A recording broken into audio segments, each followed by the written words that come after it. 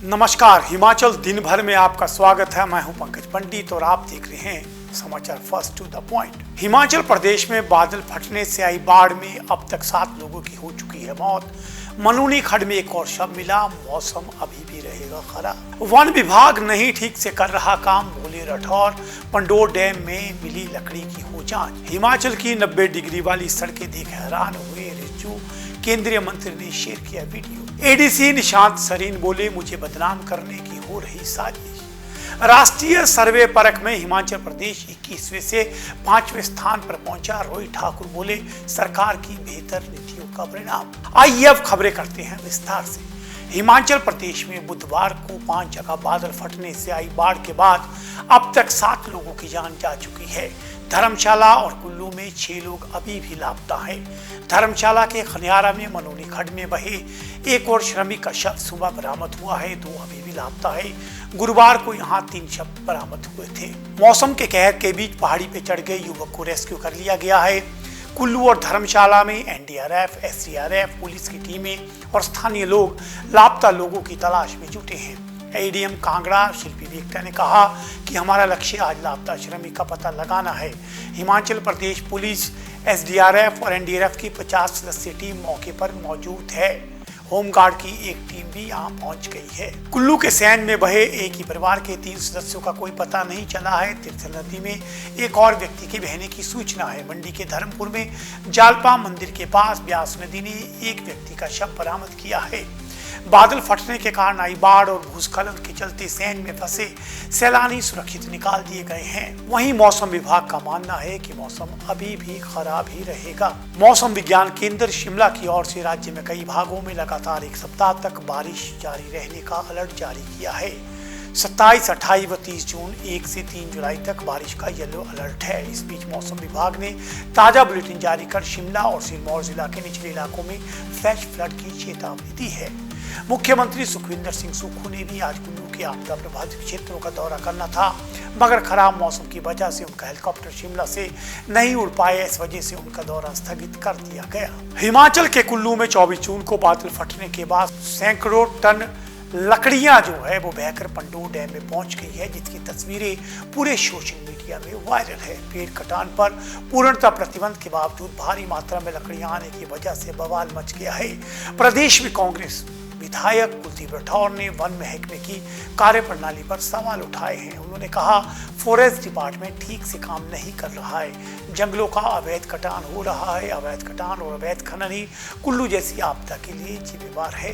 राठौर ने कहा कि 24 जून को कुल्लू में बादल फटने के बाद सैकड़ों टन लकड़ियां बहकर पंडोर डैम पहुंची है। चिंता का विषय है। इसकी जांच होनी चाहिए। दोषियों के खिलाफ कार्रवाई की जाए। हजारों पेड़ कटान से टूरिज्म और हमारी आने वाली नस्लों पर बुरा असर पड़ेगा।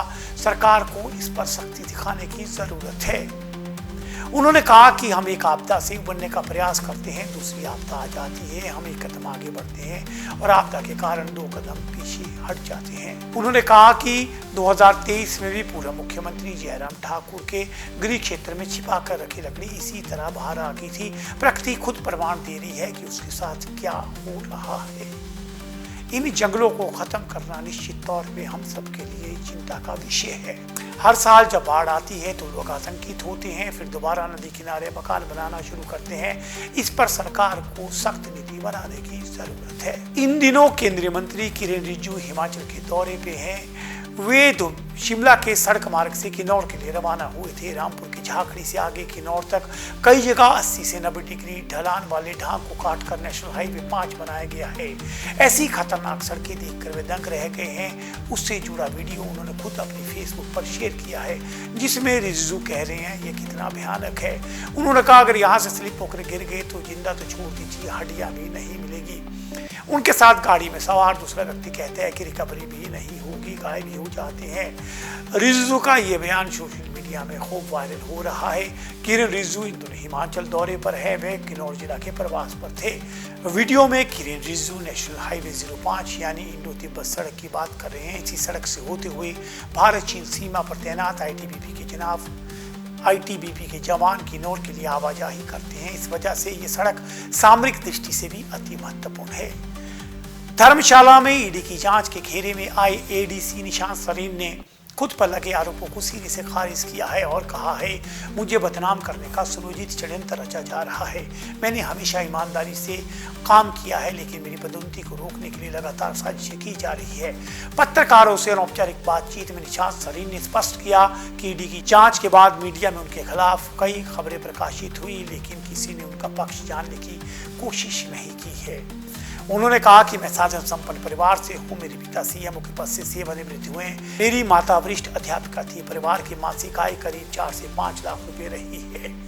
मेरे पिता 1 करोड़ की संपत्ति छोड़ के गए हैं। सेकेंड हैंड खरीदी गई स्कॉर्पियो गाड़ी को लग्जरी वाहन बताया जा रहा है। जिन खातों का जिक्र हुआ है वह मेरे पूरे परिवार के हैं। उन्होंने स्पष्ट किया कि ईडी की छापेमारी में ना तो कोई कैश मिला, ना कोई सोना बरामद हुआ है। मेरे माता पिता ने 35 वर्षों तक सरकारी सेवा दी है और मेरी मां को अच्छे आयकरदाता के तौर पर ब्राउन मेडल भी मिला है। उन्होंने साफ किया कि किसी फार्मा कंपनी में उनकी पत्नी या परिवार का कोई शेयर नहीं है। बिलासपुर में पुश्तैनी मकान है। शिमला में लोन लेकर एक घर बनाया और चंडीगढ़ के मकान के लिए भी लोन लिया है। निशांत सरीन ने कहा, जब से उन्होंने धर्मशाला में पदभार संभाला है तभी से साजिशें रची जा रही है। मैं जन्मजात फाइटर हूँ। ईडी तथा कोर्ट में सभी दस्तावेज पेश करूंगा। प्रदेश में इस साल शिक्षा का स्तर बढ़ा है। राष्ट्रीय सर्वे परख में प्रदेश 5वें स्थान पर पहुंच गया है, जबकि पहले ये 21वें स्थान पर था। इन परिणामों में प्रदेश ने राष्ट्रीय स्तर पर बड़ी छलांग लगाई है। 2021 में प्रदेश 21वें स्थान पर आंका गया था। अब 16 राज्यों को पछाड़ते हुए हिमाचल ने 5वां स्थान हासिल किया है। शिक्षा मंत्री रोहित ठाकुर ने कहा कि मुख्यमंत्री सुखविंदर सिंह सुक्खू के नेतृत्व में सरकार की बेहतर नीतियों के चलते शिक्षा को शिक्षा के क्षेत्र में बड़ी सफलता मिली है। प्रदेश की बड़ी रैंकिंग ने शिक्षा के क्षेत्र में लिए गए अभूतपूर्व फैसलों पर मोहर लगाई है। सरकार स्कूलों के स्तर पर शिक्षा को और बेहतर बनाने के लिए कार्य कर रही है। प्रदेश में 700 नए शिक्षकों की भर्तियां की गई है। 4000 के करीब बैच वाइज भर्तियां हुई है। 900 शिक्षकों की भर्तियां समग्र शिक्षा के तहत भरने की प्रक्रिया जारी है। कुल मिलाकर 7000 भर्तियां वर्तमान सरकार ने की है। तो ये था हिमाचल दिन भर। मैं हूं पंकज पंडित और आप देख रहे थे समाचार फर्स्ट टू द पॉइंट।